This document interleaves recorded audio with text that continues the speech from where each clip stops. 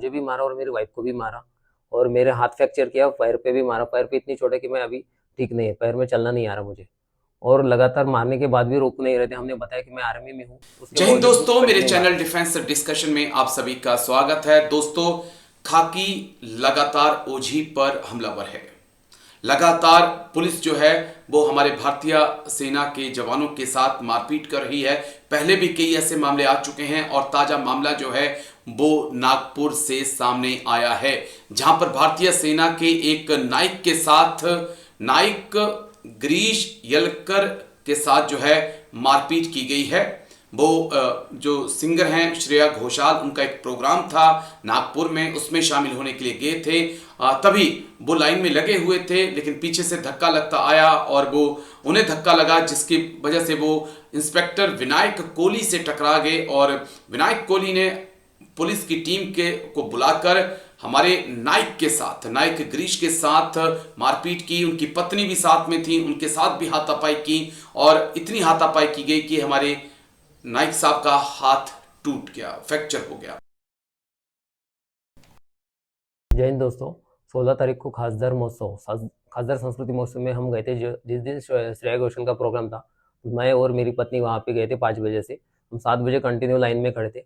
7 बजे कुछ पीछे, हम फ्रंट पे थे, इसलिए पीछे वाले लोगों का मुझे धक्का लगा और धक्का pi Nandanvan police station Vinayak Kohli को लगा। तो इसी कारण से उन्होंने कंटिन्यू मुझे मारना शुरू किया। मुझे भी मारा और मेरी वाइफ को भी मारा और मेरे हाथ फ्रैक्चर किया, पैर पे भी मारा। पैर पे इतनी चोट है कि मैं अभी ठीक नहीं है, पैर में चलना नहीं आ रहा मुझे। और लगातार मारने के बाद भी रोक नहीं रहे थे। हमने बताया कि मैं आर्मी में हूँ, उसके बावजूद भी कंटिन्यू मार रहे थे। और उसके बाद 10 बजे तक कंटिन्यू 3 नंबर गेट पे बैठा के रखा और ना ही हमारी कोई मेडिकल मदद की। उसके बाद सक्करदरा पुलिस स्टेशन में लेके गए, वहाँ पे भी कोई मेडिकल मदद नहीं की और ना ही हमारी अपील नोंद की। तो इससे मेरा ये कहना है कि देश के जवान पे इतना बड़ा मारहान हुआ और मेरी वाइफ को भी मारा और गंदी गंदी गालियाँ दी, तो इसके लिए भी उनके ऊपर गुना दाखिल होना चाहिए।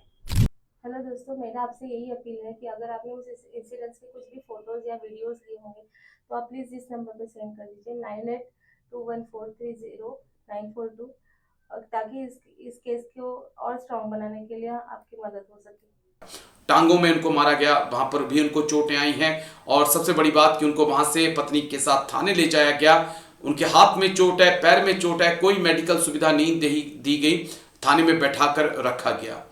तो नाइक गिरीश ने क्या कुछ कहा, उनकी पत्नी क्या कुछ कह रही हैं अब पुलिस को लेकर, वो मैं आपको सुनाऊंगा। लेकिन उससे पहले माननीय मुख्यमंत्री महाराष्ट्र के देवेंद्र फडणवीस सर से हमारी रिक्वेस्ट है कि सर प्लीज